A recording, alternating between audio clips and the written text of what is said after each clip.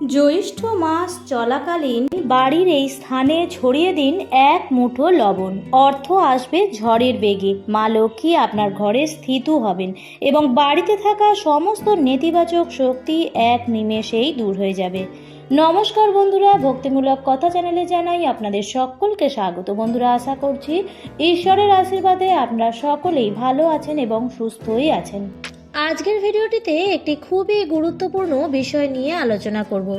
আজকের ভিডিওর আলোচ্যর বিষয় হচ্ছে লবণ বা নুন, যেটা আমরা প্রতিদিন খাদ্য হিসাবে গ্রহণ করে থাকি। রান্নার কাজে একটি অপরিহার্য উপাদান হচ্ছে নুন।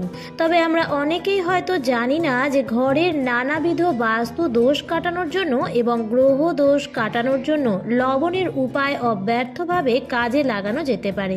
বন্ধুরা, আজকের পর্বে আমি আপনাদের সঙ্গে শেয়ার করব যে লবণ আপনাদের বাড়ির কোন স্থানে ছড়িয়ে দিলে আপনাদের সমস্ত বাস্তু দোষ তো দূর হবেই এবং আপনার পরিবার থেকে সমস্ত রকম নেতিবাচক শক্তিও বিদায় নেবে এবং আপনার উপর কোনো খারাপ কাজ কেউ করতে পারবে না। বন্ধুরা, আমাদের জীবনের বিভিন্ন রকম সমস্যার মধ্যে একটি প্রধান সমস্যা হচ্ছে গ্রহদোষ। আর এর ফলে বন্ধুরা আমাদের জীবনে বিভিন্ন রকম সমস্যা লেগেই থাকে এবং ঠিক সময় যদি আমরা এই সমস্যার সমাধান না করি তো বন্ধুরা আমাদের জীবনে কিন্তু নরক যন্ত্রণার মতো কষ্ট ভোগ করতে হয়। চলছে জ্যৈষ্ঠ মাস। এই মাসটি হচ্ছে মা লক্ষ্মী এবং নারায়ণ ভগবানের মাস। এই মাসে বজরংবলীর পুজো করাও অত্যন্ত ভালো। এই মাসে প্রত্যেক দিন সূর্য ভগবানকে জল অর্পণ করা এবং তুলসী গাছে জল অর্পণ করা অত্যন্ত ভালো। এই মাসে অথবা এই মাসের যে অমাবস্যার দিন, যে দিনটিকে ফলহারিণী অমাবস্যা বলা হয়, সেই দিনটিতেও যদি আপনারা লবণের এই বিশেষ উপায়টি সঠিকভাবে করতে পারেন তাহলে সারা বছর ব্যাপী ভগবানের আশীর্বাদ আপনার পরিবারের উপর বর্ষিত হতে থাকবে এবং সমস্ত রকম সংকট পরিবার থেকে দূরে থাকবে।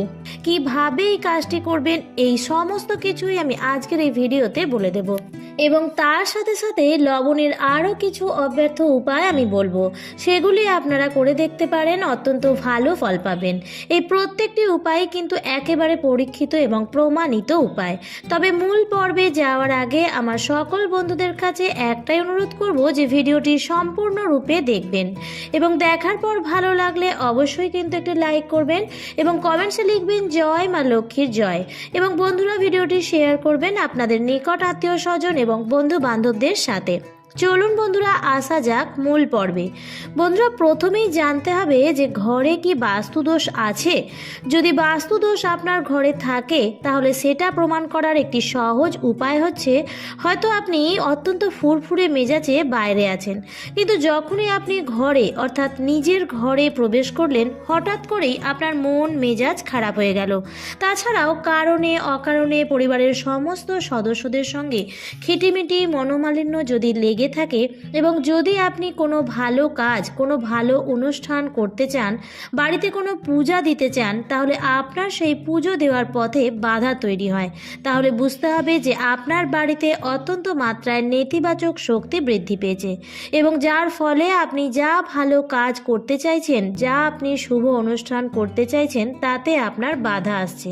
তাহলে অবিলম্বে আপনার ঘরের বাস্তু ঠিক করা প্রয়োজন। যে ঘরে বাস্তুদোষ থাকে সেই ঘরে কোনো রকমভাবে আর্থিক উন্নতি হতে পারে না। সেই ঘরের পরিবারের সদস্যরা যেই কাজেই হাত দেবে সেই কাজেই প্রচুর বাধা এবং বিপত্তির সম্মুখীন হতে হবে। আপনার মধ্যে যে পজিটিভিটিটা আছে সেটা আপনার ঘরের বাস্তুদোষ শোষণ করে নেবে এবং আপনি কোনো রকম ভালো চিন্তা ভাবনা করতে পারবেন না এবং পরিবারের আয় উন্নতি দিন দিন কমতে থাকবে আর আপনার খরচ হু হু করে বাড়তে থাকবে। তাই বন্ধুরা, ঘরের বাস্তু খুব সহজেই কিছু উপায়ে বলা যেতে পারে প্রায় বিনামূল্যে সারানো যেতে পারে, কিন্তু সঠিকভাবে সেটি করতে হবে। আপনি সাধারণ লবণ অর্থাৎ সাদা নুন, যেটি আপনি রান্নায় ব্যবহার করেন, প্রতিদিন খাবার হিসেবে গ্রহণ করেন, সেই সাদা লবণ দিয়েও এই উপায়টি করতে পারেন। তাছাড়াও যদি আপনার ঘরে সৈন্দক লবণ থাকে তাহলে সৈন্দক লবণ অত্যন্ত ফলপ্রদায়ী, সেটি দিয়েও আপনারা করতে পারেন।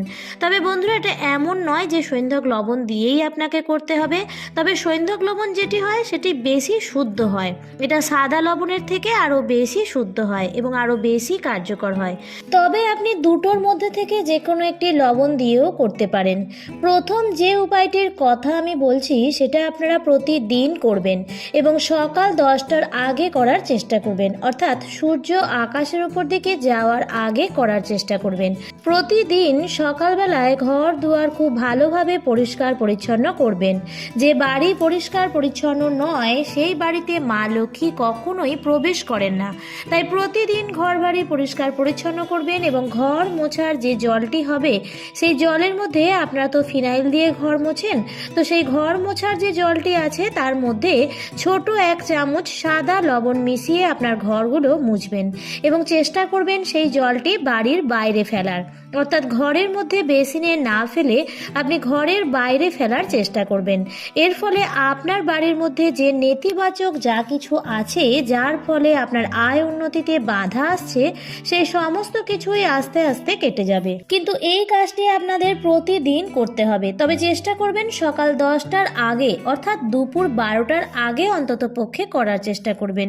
অর্থাৎ সূর্য যখন মাথার উপরে সেই সময়ের আগে ঘর ঝাড় দেওয়া বা মোছা সবসময় সকালের দিকেই করা উচিত।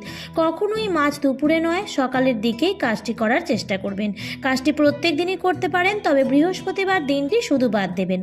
দ্বিতীয় যে উপায়টি আপনারা করবেন সেটি করবেন আপনাদের বাড়ির বাথরুমে।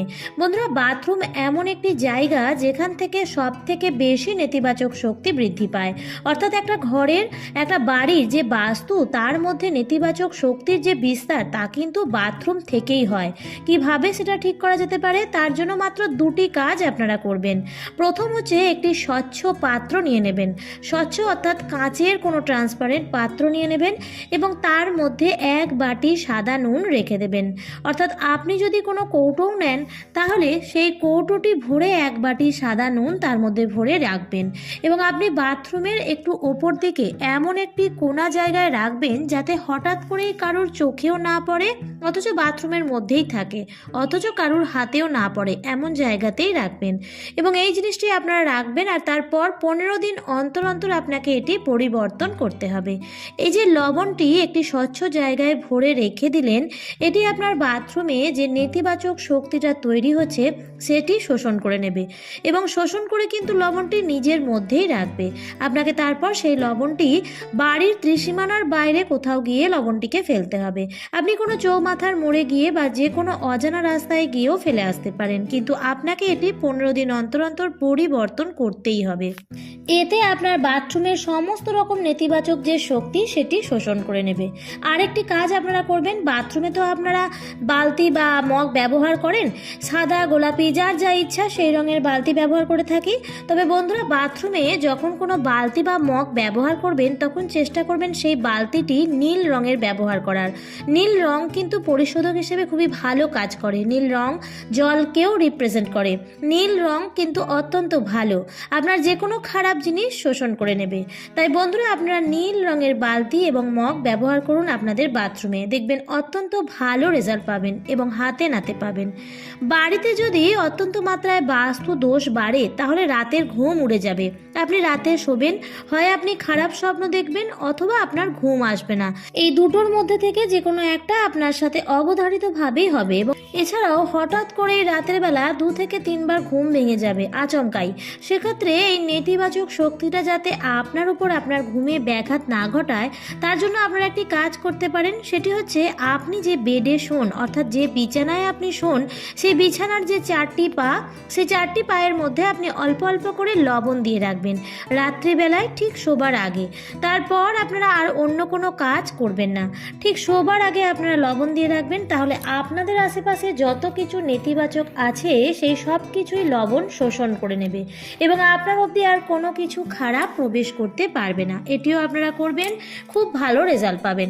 এবং এবং সবশেষে বলবো যে ঘরের সার্বিক বাস্তু দোষ এবং সবার উন্নতি এবং মঙ্গলের জন্য আপনারা বাড়িতে ঠিক 1 মুঠো পরিমাণ লবণ, আপনার হাতের মুঠোর 1 মুঠো পরিমাণ লবণ নেবেন এবং ঘরের মধ্যে পূর্ব থেকে পশ্চিমে 3 বার ঘুরিয়ে সেই 1 মুঠো লবণ নিয়ে আপনার বাড়ির উঠোনে চলে আসবেন এবং উঠোনের যে উত্তর পশ্চিম কোণটা আছে সেই কোণের মধ্যে সেই 1 মুঠো লবণ ফেলে দেবেন। এটি আপনি আপনার ঘরের আপনার বাস্তুর মধ্যেই করবেন, তবে এর মাঝখানে আপনি আর কোনো কাজ করবেন না। অর্থাৎ সারা বাড়ি যখন লবণ নিয়ে প্রদক্ষিণ করবেন, তারপর যখন লবণটি নিয়ে ঘরের বাইরে ফেলবেন, এর মাঝখানে আপনি আর কোনো কাজ করবেন না। দেখবেন বন্ধুরা, এর ফলে আপনার ঘরের সমস্ত রকম বাস্তু দোষ, নেতিবাচক শক্তিগুলো উধাও হয়ে যাবে এবং আপনার জীবনের অর্থ আগমনের পথ প্রশস্ত হবে। আমার আজকের পর্বটি এই পর্যন্তই। ভিডিওটি দেখে যদি ভালো লাগে তাহলে অবশ্যই লাইক, কমেন্ট এবং শেয়ার করতে ভুলবেন না এবং এই ধরনের আরও ভিডিও পাওয়ার জন্য বা চ্যানেলে যদি নতুন হয়ে থাকেন তাহলে অবশ্যই চ্যানেলটিকে সাবস্ক্রাইব করে পাশে থাকা বেল আইকনটির অল লেখাটিতে ক্লিক করে দেবেন। আবারও দেখা হবে পরবর্তী নতুন কোনো ভিডিওতে। ভালো থাকবেন, সুস্থ থাকবেন, ধন্যবাদ।